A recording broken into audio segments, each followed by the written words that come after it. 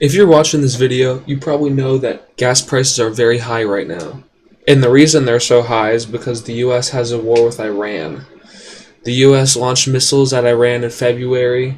The Iranians closed the Strait of Hormuz, which contains around 50 to 60% of all the world's oil. And then to make things worse, the United States decided to blockade this strait too, making it even harder for any ships to get through that aren't aligned with certain countries. Certain countries can get their ships through the strait more easily, like China and other countries that aren't involved with the war. Countries like the US that are involved with the war are struggling to get their oil through, and a lot of boats are just stopped at the Strait of Hormuz at the moment because of the war. Across the world, the oil prices vary a lot. For example, for countries in the Persian Gulf that are trying to sell their oil, they have tons of oil to go around in their country. It's hard for them to sell their gas and oil with the situation in the Strait of Hormuz, meaning that they won't be able to build another 200 billion Abu Buba tower. But in other countries, the gas prices are way worse. In one country, it's actually $15 a gallon, which is literally liquid gold at that point.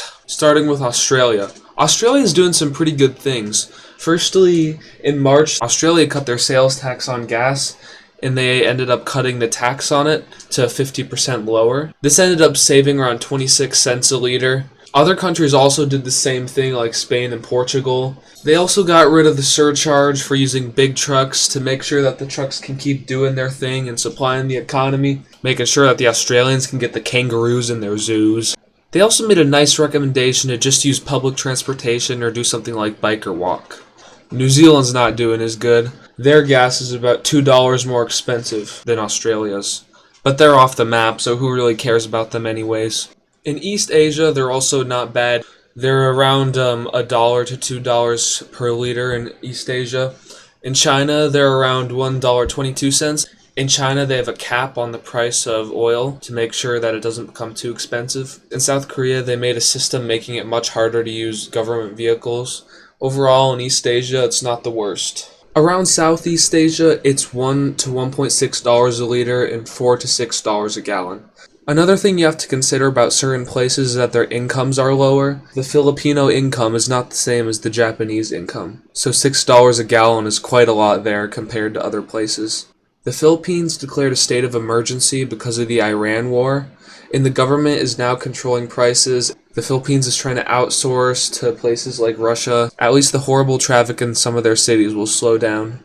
Singapore is at $9 a gallon, which is a lot, but they're rich, so they can probably take that. In South Asia, they average at around $1.15 a liter and $4.50 per gallon. That doesn't sound so bad, but again, compared to their salary, it's really expensive, and South Asians generally don't make that much money. In Pakistan, they made half of government employees work from home, and they canceled school for 2 weeks. They got a free snow day, but they've never even seen snow in their lives. Sub-Saharan Africa varies a lot in price, but affording gas on the salary they have is not easy anyways. And especially with the increased prices, it's a lot harder for them to be able to afford it. And also, if you live in Malawi, you are just cooked.